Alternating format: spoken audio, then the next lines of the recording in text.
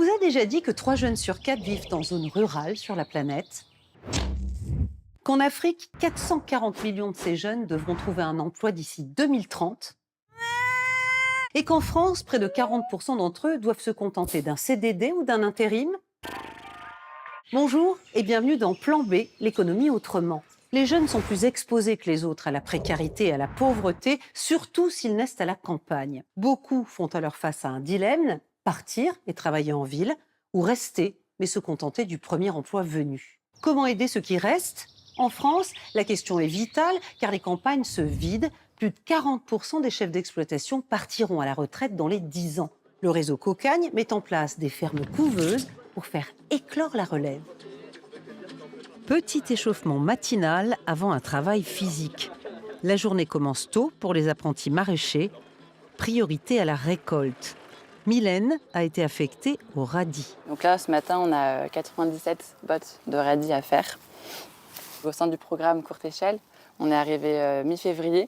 Et là, du coup, c'était les radis qu'on avait semés en arrivant. C'est une satisfaction aussi de voir tout le processus. En tout, Mylène a 12 mois pour apprendre les techniques du maraîchage bio.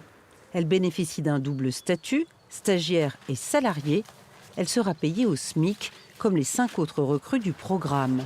De quoi attirer des jeunes pour prendre la relève dans les champs. La moitié des agriculteurs vont partir à la retraite. Je pense que maintenant, on a aussi des super outils. On voit les choses différemment. Il y a des fermes collectives, on s'installe en collectif, on diversifie les cultures, on fait de l'élevage aussi régénératif. Là, on a un maraîchage, mais il y a plein de choses qui prennent. Il y a des belles initiatives. Mais le chemin peut être rude. Mylène, comme la plupart de ses collègues, n'est pas issue du milieu agricole. Dans la serre voisine, une partie des haricots a été perdue, faute d'avoir choisi la bonne irrigation. Ça va, tout va bien? Oui, alors on s'est rendu compte qu'à des endroits, regarde la transcription, là, tu vois, c'est mouillant sur le dessus. Ouais. Il faut donc replanter en urgence pour assurer les livraisons aux clients. On a 200 paniers qui doivent partir, donc il faut produire au moins pour ces paniers, pour les commandes, etc. On est vraiment sur une vraie exploitation maraîchère, avec des objectifs de production, avec des enjeux, voilà, avec des attentes derrière. Donc c'est pas un jardin. La ferme vend sa production à des magasins bio et sur place, les mardis et mercredis, de quoi payer les salaires et se financer. T'as assez de légumes pour tout là? On est pas mal. Ouais, il te manque peut-être des radis, non? Des radis, peut-être un peu des rouges aussi. Et des carottes bottes, ok. Savoir mettre en valeur les produits fait partie de la formation. En plus de mettre les mains dans la terre, Milo doit apprendre à tenir la caisse. Je préfère être dans les champs, mais c'est sympa, ça change. Ça fait 30,84 s'il vous plaît. Je vous donne en espèces. En espèces? Et moi j'aime bien. J'aime bien. Et puis bon, la démarche aussi, hein. Savoir qu'ils sont en apprentissage, qu'ils prennent soin de la terre. Ça c'est précieux. Puis nous on se régale. Milo non plus n'a pas grandi dans un milieu paysan. Pour lui, le déclic du maraîchage a été salvateur. J'ai pas envie de dire un burn-out, mais un ras-le-bol de l'école en tout cas. Je supportais vraiment plus de rester en intérieur à pas bouger. Le jeune homme s'est d'abord formé tout seul sur une friche industrielle. J'ai regardé des vidéos un petit peu sur internet. J'ai vu qu'avec un motoculteur on pouvait le faire. J'ai carrément loué la machine. Pendant plusieurs après-midi, j'ai retourné la terre. J'ai travaillé ça sur plusieurs années. La terre commence à s'améliorer là.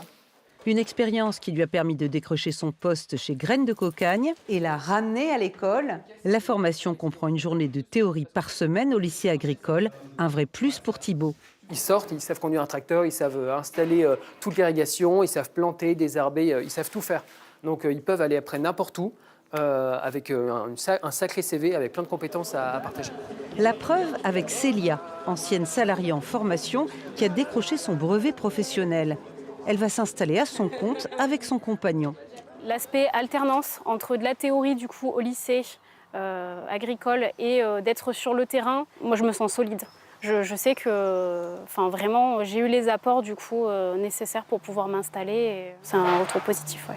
Reste à trouver la terre, souvent inaccessible pour les nouveaux arrivants. Nous on avait le projet donc de s'installer, d'acheter. Financièrement, ça a coincé. L'accès au foncier, c'était assez compliqué, même avec un apport. Et l'occasion s'est présentée dans l'Allier de plutôt louer une infrastructure, une ferme qui est déjà qui est sortie de terre en 2024. Et donc, voilà, là, on est en cours de candidature. Donc. Se lancer comme Célia ou opter pour le salariat agricole, Le programme Courte Échelle en est à sa 3e promotion, une contribution au rajeunissement des campagnes. Et ailleurs dans le monde, comment aide-t-on les jeunes ruraux ? En Ouganda, l'ONG IFA International et la fondation Mastercard poussent 250 000 jeunes vers l'agro-industrie. 7 bénéficiaires sur 10 sont des filles. Le programme de 48 millions de dollars s'étalera jusqu'en 2029. Les filières privilégiées, l'horticulture, l'élevage, les produits laitiers et oléagineux. Autre axe fort du programme, former aux technologies de l'agriculture intelligente et à la gestion d'entreprise. Plan B, c'est fini pour le moment. Retrouvez-nous sur le site de France 24, X, Facebook ou sur mes pages LinkedIn et Instagram. Portez-vous bien. Kwaheri!